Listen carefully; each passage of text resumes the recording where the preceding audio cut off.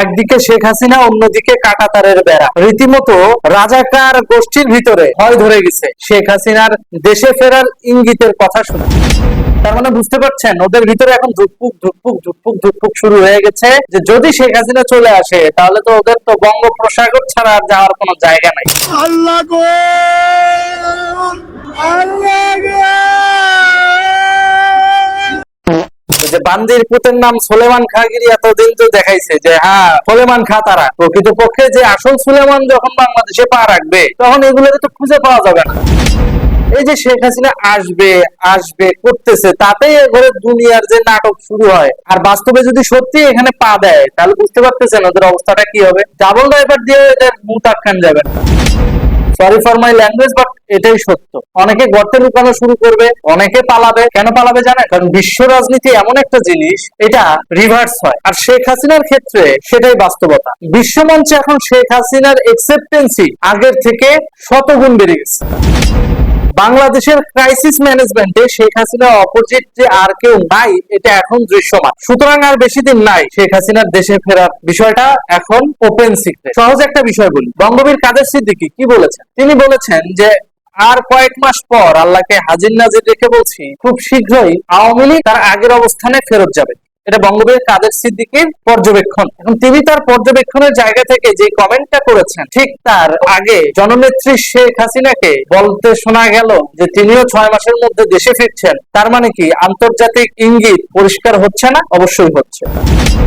নিজের গদি টিকায় রাখার জন্য এখন শেষ মুহূর্তে এসে পাকিস্তানের সাথে হাত মেলাচ্ছে বিএনপি সরকার, নিজের গদি টেকানোর জন্য।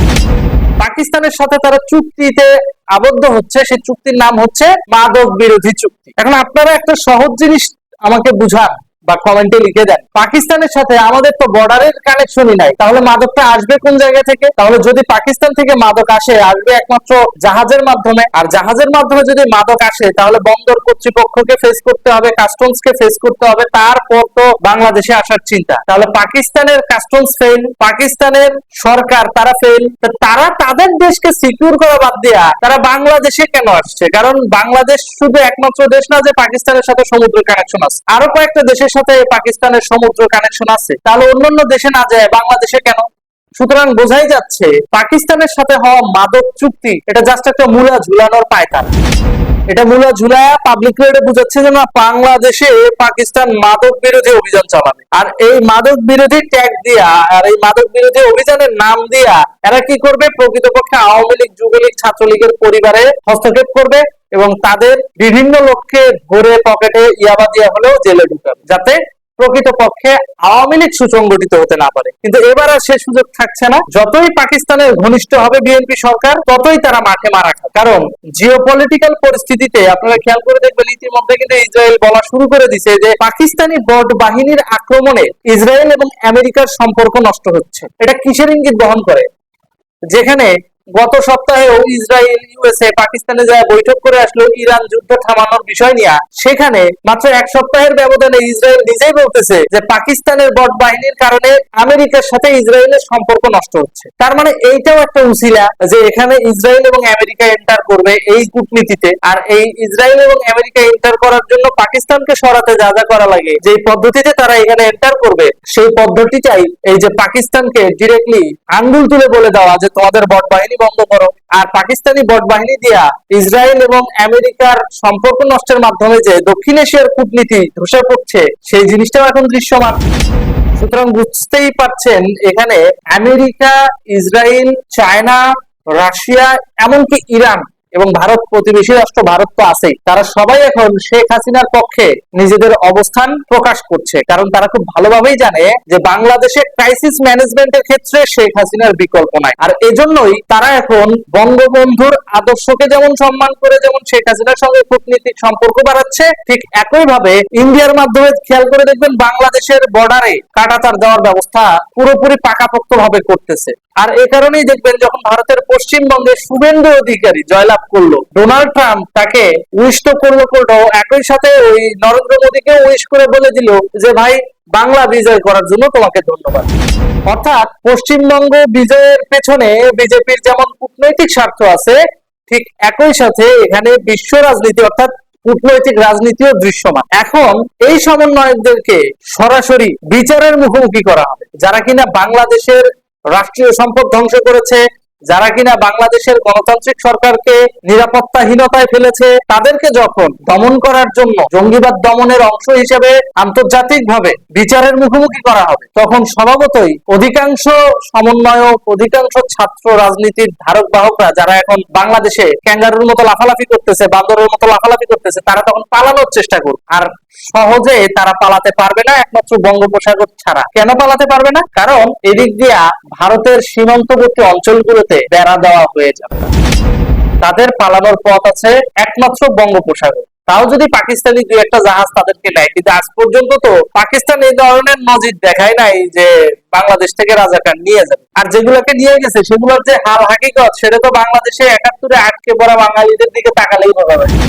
এখনো পাকিস্তানে খোঁজ নিলে জানতে পারবেন ৭১ সালে আটকে পড়া যে সমস্ত বাঙালিরা পাকিস্তানে বসবাস করছে, তাদের সেই বস্তির নাম মাচ্ছারপট্টি, অর্থাৎ মাছির বাজার। পাকিস্তানিরা বাঙালিদেরকে মাচ্ছার অর্থাৎ মাছি হিসেবে ট্রিট করে এবং ৭১ সালে সেটাই করতো।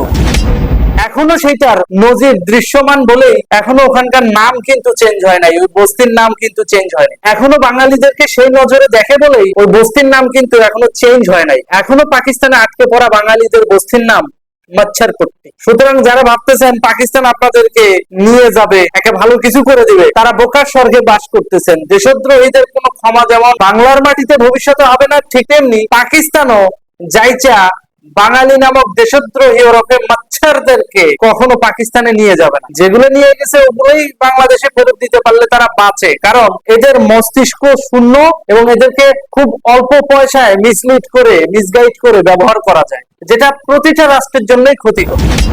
তাহলে আজকের ভিডিওতে আমরা কি জানতে পারলাম? বাংলাদেশে বিএনপি সরকারকে টিকিয়ে রাখার জন্য বিএনপি সরকার পাকিস্তানের সাথে হাত মিলিয়েছে এবং পাকিস্তানের সাথে হাত মেলানোর, পাকিস্তানের সঙ্গে আরেকটা সার্বভৌমত্ব বিরোধী চুক্তি করেছে, ঠিক আমেরিকার মতো।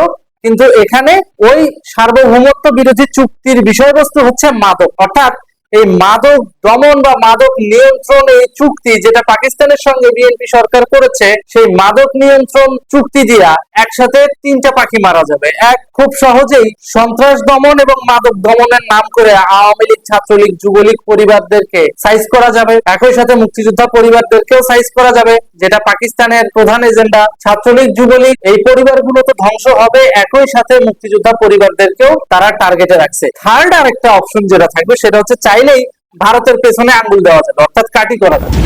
এই ভারতের পেছনে কাটি করার জন্য এই মাদক বিরোধী এই চুক্তিকে ইউজ করবে। আর এখানে কি পাকিস্তান সরাসরি হস্তক্ষেপ করবে? মোটেও না। এই চুক্তির আদলে তারা তথ্য আদান প্রদান করবে, যেটা এই চুক্তির অন্যতম শর্ত। বাংলাদেশের তথ্য তো আমরা ইন্ডিয়ার সাথেই ঠিকঠাক মতো শেয়ার করি না। কেন করি না? কারণ আমার রাষ্ট্রের একটা প্রাইভেসি আছে। ইন্ডিয়া বন্ধু রাষ্ট্র হতে পারে, কিন্তু তার সাথে সকল তথ্য আমি শেয়ার করতে পারি না। সে প্রতিবেশী হতেই পারে, তার সঙ্গে সকল তথ্য আমার শেয়ার করার দরকার নাই, সেটা আমরা করিও না। তাহলে আমরা কেন পাকিস্তানের সাথে তথ্য শেয়ার করব, যেটা এই চুক্তির ভিতর অন্যতম শর্ত হিসেবে জুড়ে দেওয়া হয়েছে? তার মানে বুঝতেই পারছেন, এই তথ্য আদান প্রদানের নাম কইরা তারা মূলত প্রেসক্রিপশন দিবে কিভাবে ছাত্রলীগ, যুবলীগ, আওয়ামী লীগের পরিবারদেরকে ধ্বংস করা যায়, একই সাথে মুক্তিযুদ্ধপন্থী পরিবারগুলোকে কিভাবে সমাজের সামনে হেয় করা যায়, আর ৩ নম্বরে ভারতের পেছনে কিভাবে আঙ্গুল দেওয়া যায়, যাতে খুব সহজে এটা বোঝানো যায় বিশ্ববাসীকে, দেখেন আওয়ামী লীগ, যুবলীগ, ছাত্রলীগ সহ মুক্তিযোদ্ধা পরিবারগুলো ড্রাগ এডিক্টেড, মাদকাসক্ত এবং সেই মাদক সাপ্লাই দেয় হলো ইন্ডিয়া।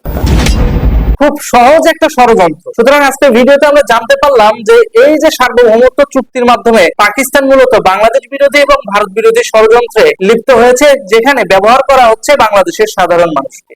এটা তো এখন ওপেন সিক্রেট, দৃশ্যমান। সুতরাং চিন্তার কিছু নাই, জননেত্রী শেখ হাসিনা ফিরছে, বিশ্বমঞ্চে শেখ হাসিনার অবস্থান ফিরছে, একই সাথে এই ধরনের জঙ্গিবাদ গোষ্ঠীকে, উগ্রবাদ গোষ্ঠীকে সন্ত্রাস দমনের আন্তর্জাতিক হিস্সা হিসেবে বিচারের মুখোমুখি করা হবে, সে ব্যবস্থাও চলছে। ধন্যবাদ। আমি কথা দিচ্ছি, জি। যারা তোমাদের উপর অত্যাচার করছে, নাম ঠিকানা এখন থেকে সব জোগাড় করে রেখে দাও। নাকে খত দেওয়ায় জয় বাংলা স্লোগান দিয়ে ছাড়াবো, ওরা জয় বাংলা স্লোগান দেবে। चाहे मुश्किल हो पर मंजिल को पा ही लेगा हर